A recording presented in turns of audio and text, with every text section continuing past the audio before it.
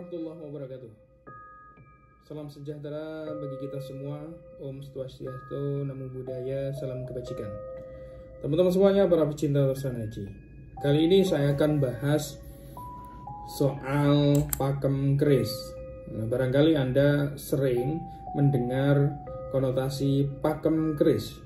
Jadi, pakem keris itu adalah panutan atau pegangan, atau rujukan segala sesuatu yang menyangkut soal eksoteri keris, soal bentuk fisik keris, soal nilai daripada seni fisik daripada keris itu sendiri.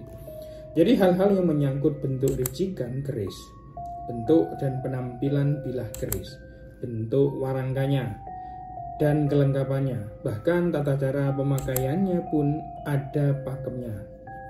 Sahabatku semuanya, pakem itu juga diartikan sebagai sesuatu yang dianggap benar. Pakem itu merupakan kaidah yang dianut oleh semua empu, semua pecinta, dan kolektor keris. Pakem keris itu dapat berupa buku, catatan pribadi, baik di dalam bentuk tulisan maupun dalam gambar. Jadi walaupun keris merupakan panutan, ternyata adanya pakem yang satu dengan yang lain itu kadang terjadi perbedaan pendapat, teman-teman. Perbedaan ini terjadi karena berbagai sebab.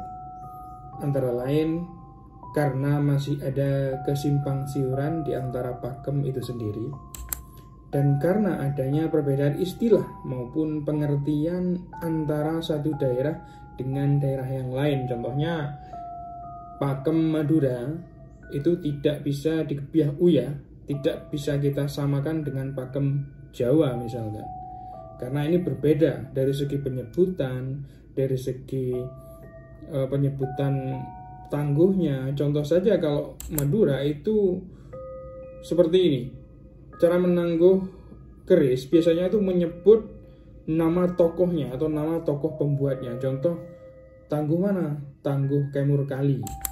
Tangguhnya itu penyebutannya adalah nama, seringkali nama sang empunya sendiri, nama pembuatnya.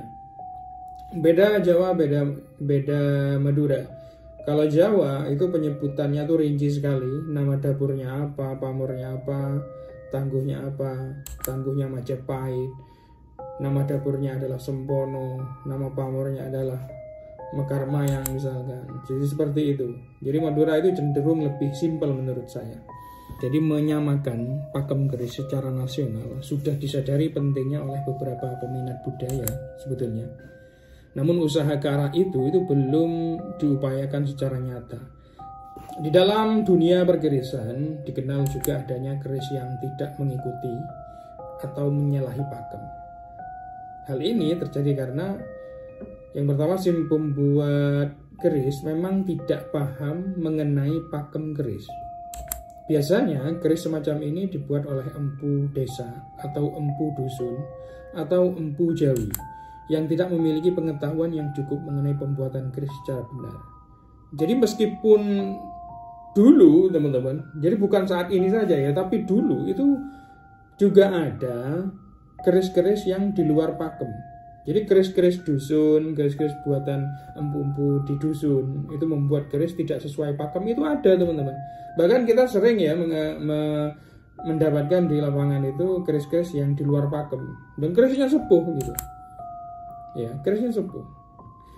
Alasan yang kedua, si pembuat keris sebenarnya paham mengenai pakem keris, namun terpaksa membuat keris yang tidak sesuai pakem. Hal ini biasanya terjadi karena si pembuat keris itu terpaksa menuruti pesanan seseorang yang tidak paham mengenai keris, tetapi punya uang. Nah, kembali lagi ini soal UUD, ujung-ujungnya duit. Yang ketiga alasannya adalah si pembuat keris itu paham mengenai pakem keris, tapi tidak punya etika dan hanya mengambil jalan pintas untuk mengejar materi semata. Dan ini yang repot. Ini yang repot, teman-teman.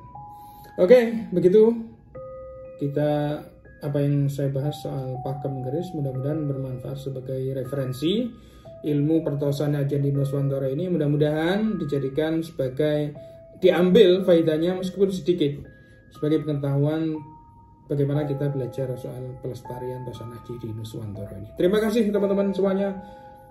Jangan lupa subscribe channel Lantern Pusaka. Wassalamualaikum warahmatullahi wabarakatuh. Salam budaya.